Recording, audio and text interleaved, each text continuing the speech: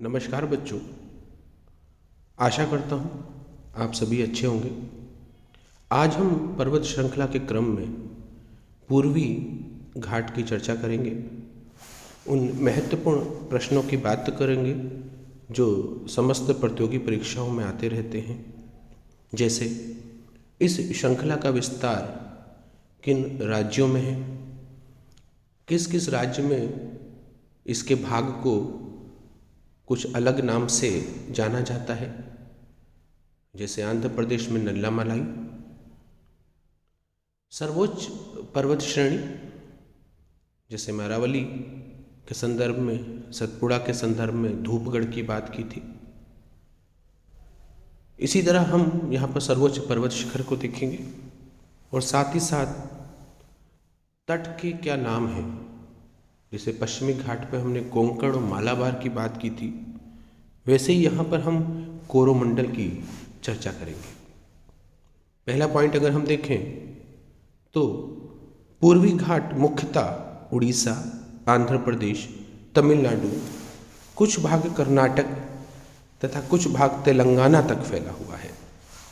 हम समझ सकते हैं कि पश्चिमी घाट अगर इस तरह से है तो पूर्वी घाट जो है वो कुछ ऐसे आके मिला हुआ है, अर्थात यहाँ पर आ गया है। वो ऐसा नहीं है कि दोनों साइड पूर्णतः किनारा है। इस तरह से यहाँ पे आके ये नीलगिरी जो है यहाँ पर आकर जो मिलता है और यहाँ एक गांठ सी बन जाती है। वही गांठ दो दो बेट्टा है जो हमने पश्चिमी घाट में बात करी थी। अर्थात आप समझ गए कि किन किन राज्यों से होकर गुजरता है। नेक्स्ट पॉइंट है, पूर्वी घाट की सबसे ऊंची चोटी देवड़ीमुड़ा है जो आंध्र प्रदेश में स्थित है। The highest peak of the eastern Ghat is Devdimuda which is located in Andhra Pradesh. Next, पूर्वी घाट की उड़ीसा में स्थित प्रमुख चोटी का नाम महेंद्रगिरी है। महत्वपूर्ण क्वेश्चन पूछा जाता है कि महेंद्रगिरी किस राज्य में स्थित है, तो हम बताते हैं कहाँ पर है, उड़ीसा में है। महेंद्रगिरी उड़ीसा में है। The name of the main peak located in Orissa of the eastern Ghat is Mahendragiri. पूर्वी घाट की पहाड़ियाँ आंध्र प्रदेश में नल्लामलाई की पहाड़ियों के नाम से जानी जाती है। अच्छा क्वेश्चन है ये। कुछ नाम है जैसे कि अरावली में रायसीना हिल्स, दिल्ली वाला पार्ट जो है वो रायसीना हिल्स के नाम से जाना जाता है।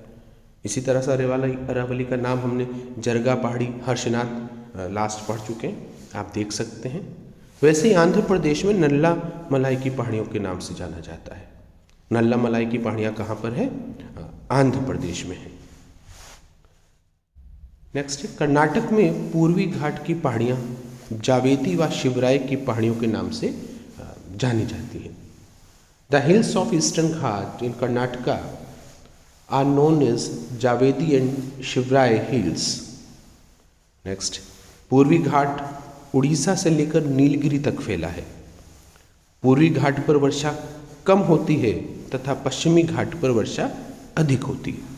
यहाँ मैं पूर्वी और पश्चिमी घाट की एक और महत्वपूर्ण बात आपको बताऊंगा कि कह रहा है कि पूर्वी घाट उड़ीसा से लेके, अगर हम स्टेट की अगर हम बात करते हैं भारत की, तो इस तरह से यहाँ पर हम देखते हैं उड़ीसा, तो ये सीधे ऐसे ऐसे नहीं होके, ये देखिए पश्चिमी घाट तो ऐसे आ जाएगा, ये थोड़ा सा इस तरह से आके यहाँ मिल जाता है। अर्थात उड़ीसा से लेकर यहाँ नीलगिरी की पहाड़ी पर आकर मिलता है। यही पश्चिमी घाट का पार्ट जो नीलगिरी कहलाता है वहाँ पर आकर मिलता है। पूर्वी घाट पर वर्षा कम होती तथा पश्चिमी घाट पर वर्षा अधिक होती है। देखिए ये पश्चिमी घाट है। जब ये दक्षिण पश्चिम मानसून जब चलता है तब यहाँ पर टकरा कर वर्षा हो जाती है, जबकि ये पेल्डर जैसा है, इसलिए इधर टकराने का मौका इन मानसून को नहीं मिलता है। वो यहाँ पे आके जब नॉर्थ ईस्ट की पहाड़ियाँ जो हैं यहाँ से टकराता है तो यहाँ पर वर्षा होती है।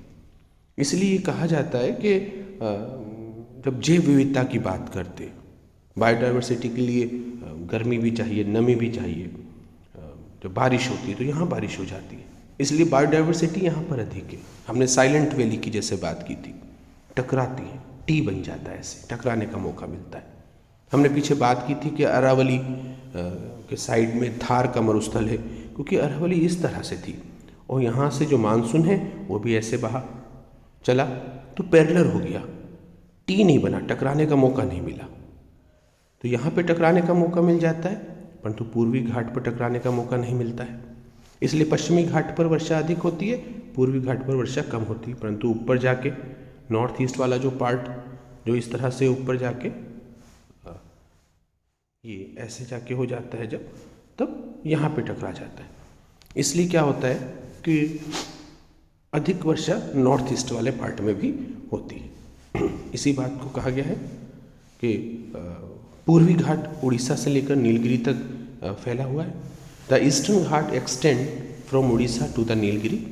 The eastern Ghat receive less rainfall and the western Ghat receive more rainfall.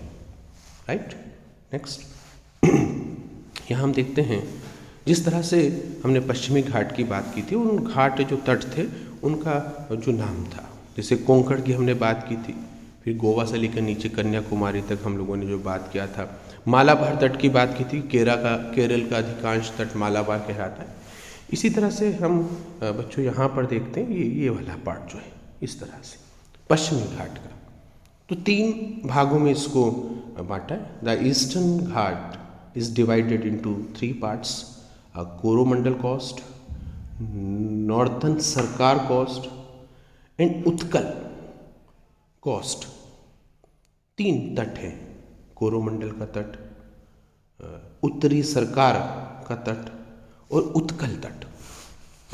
याद रखेंगे आप, जैसे कोरोमंडल का तट आंध्र प्रदेश की कृष्णा नदी से, आंध्र प्रदेश आप देख लेंगे मैप में, देखिए मैं यहाँ पर थोड़ा सा बस आइडिया इशारा दे रहा हूँ। मान लीजिए आंध्र प्रदेश से नीचे इस तरह से बड़ा सा पार्ट हो गया। तमिलनाडु में कन्याकुमारी तक का तट कोरोमंडल। फिर आंध्र हमने ये माना, और इससे ऊपर अगर हम चले जाते हैं तब उसे हम उत्तरी सरकार का तट कहते हैं। जैसे कोरोमंडल तट आंध्र प्रदेश के कृष्णा नदी से नीचे तमिलनाडु कन्याकुमारी तक का जो है पार्ट जो है उसको हम क्या कहते हैं, कोरोमंडल तट कहते हैं। Extends from Krishna river in Andhra Pradesh down to Kanyakumari in Tamil Nadu.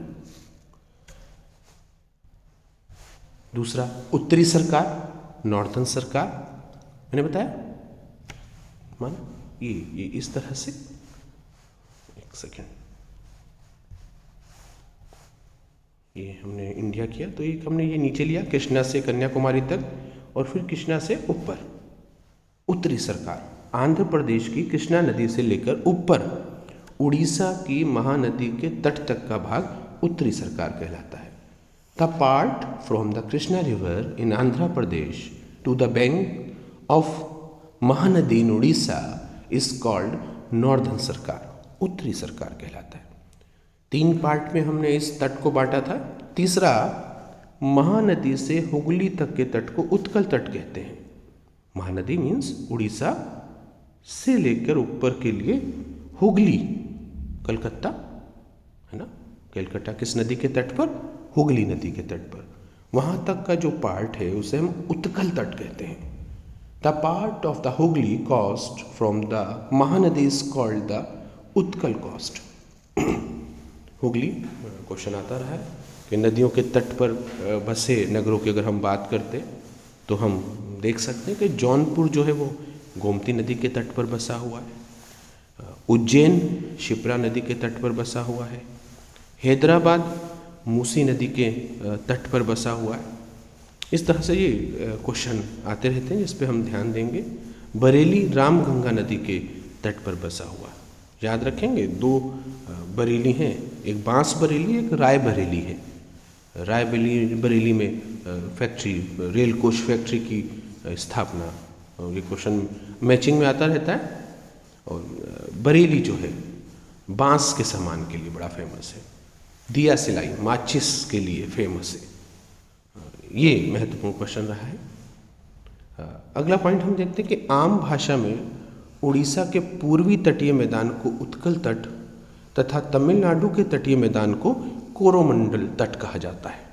जैसे हमने पश्चिमी घाट में बात की थी कि केरल वाला जो तट है और भी राज्य को स्पर्श कर रहा है, परंतु मालाबार तट केरल से मिला दीजिए, मालाबार तट केरल। ऐसे ही तमिलनाडु मैक्सिमम पार्ट आने के कारण कोरोमंडल तट, तमिलनाडु कोरोमंडल तट।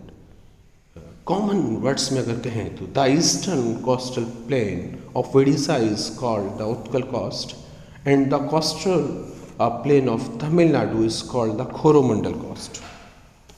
तो महत्वपूर्ण बात है, आप देख सकते हैं किस तरह से हमने यहाँ पर देखा है इस मैप में कि कोरोमंडल तट, जो मैंने कहा था कि कृष्णा से लेके नीचे ले जाते हैं, ऊपर फिर उसको उत्तरी सरकार और देन उसके बाद उत्कल। तो इस क्रम को भी आप याद कर सकते हैं। जैसे हमने पश्चिमी घाट पे कोंकण का तट है, फिर नीचे मालाबार का तट है, वो क्रम आ जाता है समीक्षा अधिकारी पीसीएस के लिए तो कन्नड़ का तट। इस तरह से इस क्रम को याद रखेंगे। अगर हम उत्तर से दक्षिण नीचे की ओर अगर हम बात करते हैं तो पहले उत्कल का तट आएगा, फिर उत्तरी सरकार का तट आएगा और फिर कोरोमंडल का तट आएगा।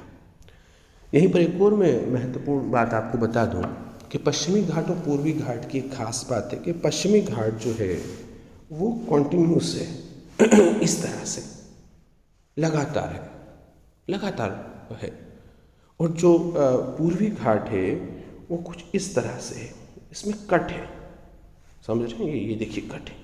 एक कारण ये है कि इधर से जो नदियाँ आती हैं, जो बहती हैं, जो नदियाँ जो बहती हैं पूर्वी घाट से, पश्चिमी घाट से, तो वहाँ ये इस तरह से ये कट बना देती हैं ये।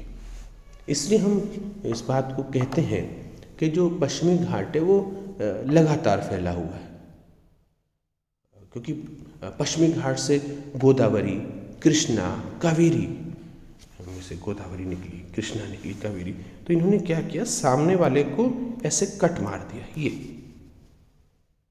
तो पूर्वी घाट का जो तट है वो कटा फटा है, और पश्चिमी घाट का तट जो क्या है वो पैरेलल है, कॉन्टिन्यूसली है, एक जैसा एक साथ है। ये अच्छा क्वेश्चन बनता है। यहीं पर हम बात जब कर ही रहे, तमिलनाडु की बात आ रही है हम लोग के सामने, है ना, आंध्र प्रदेश की बात आ रही है, तो मुझे याद है क्वेश्चन पुलिकट झील, इस पे क्वेश्चन आता है। मैं झीलों की अलग से चर्चा करूंगा, पर पुलिकट झील जो है वो आंध्र प्रदेश व तमिलनाडु की सीमा पर है, बाउंड्री पे है, परंतु क्वेश्चन जो एग्ज़ाम में आता है वो अधिकतर ऑप्शन पुलिकट झील के साथ आंध्र प्रदेश ही लिखा होता है, तो हम उस पर टिक करते हैं। हमने भी उड़ीसा उत्कल की बात की, तो चिल्का झील बड़ी फेमस लेगून झील है, चिल्का झील, वो कहाँ पर है, उड़ीसा में है। पुलिकट झील आंध्र प्रदेश, मैंने बताया आंध्र प्रदेश व तमिलनाडु की सीमा पर, तो मुख्यतः आंध्र प्रदेश एग्ज़ाम में ऑप्शन हमने देखा हुआ है। और पुलिकट झील जो है वहीं पर स्थित है श्री हरिकोटा द्वीप, आइलैंड है हरिकोटा, जिसे सतीश धवन अंतरिक्ष केंद्र भी कहते हैं। सैटेलाइट प्रक्षेपण के लिए फैसिलिटी है, लॉन्चिंग फैसिलिटी सैटेलाइट का, तो कहाँ पर है, Shri Harikota island. Island means द्वीप बच्चों, टापू, चारों तरफ पानी और बीच में स्थल का भाग जिसे हम टापू कहते हैं। तो श्री हरिकोटा द्वीप कहाँ पर, पुलिकट झील, और इसी का नाम है सतीश धवन अंतरिक्ष केंद्र। तो फिलहाल बच्चों मैंने पूर्वी घाट से संबंधित सभी महत्वपूर्ण बिंदुओं पर चर्चा आपसे कर दी है। आशा करता हूँ आप खुश होंगे, और चाहूँगा कि बहुत सारा प्रसन्न रहे। जो व्यक्ति स्वयं प्रसन्न रहता है वो दूसरों को भी प्रसन्न रखता है। जीवन जो है वो जीने की कला है, आर्ट ऑफ लिविंग की बात को आप हमेशा समझें। और दुख जो है, नानक दुखिया सब संसार, संपूर्ण संसार में सबके साथ दिक्कतें, शायद हमें अपनी दिक्कत बड़ी लगती है, इसलिए हर दिन बड़े एनर्जी के साथ उठें और बहुत सारा खुश रहें। और बहुत सारा साथ दिया आपने मेरा, हमको सुना, उसके लिए नमस्कार।